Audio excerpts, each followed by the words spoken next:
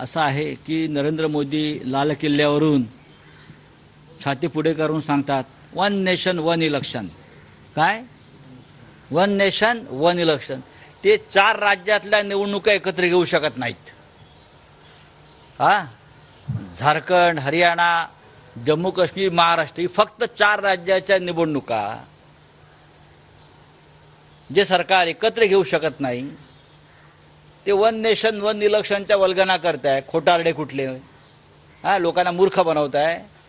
महाराष्ट्रात तुम्हाला हरण्याची भीती आहे, झारखंड तुम्हाला हरण्याची भीती आहे, म्हणून तुम्हाला जास्त वेळ हवा आहे, म्हणून तुम्ही या 2 राज्यातला निवडणुका घ्यायला तयार नाही. तुम्हाला ते काय तुमची लाडकी बहीण योजनेचा अजून एक हप्ता महिलांना द्यायचा आहे लाच म्हणून तुम्ही इलेक्शन घेत नाही आहे.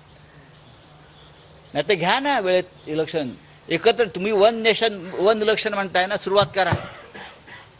या 4 राज्यांच्या निवडणुका घ्या. करा मागणी देवेंद्र फडणवीसांनी.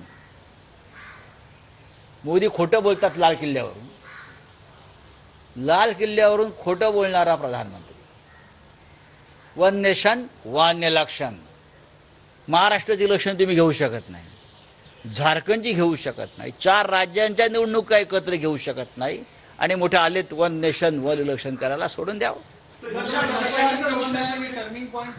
काय अजिबात नाही, अजिबात नाही.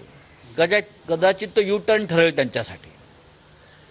टर्निंग पॉईंट वगैरे काय ना, अशा खूप योजना महाराष्ट्र सरकारने राबवलेल्या आहेत. ती काही नवीन योजना नाही, त्यांनी काय फार मोठी नवीन क्रांती केलेली नाही. महिलांसाठी अशा अनेक योजना यापूर्वी आलेल्या आहेत, आणि 1,500 रुपये का खिशातले देत नाहीत फडणवीस, अजित पवार आणि मिंधे.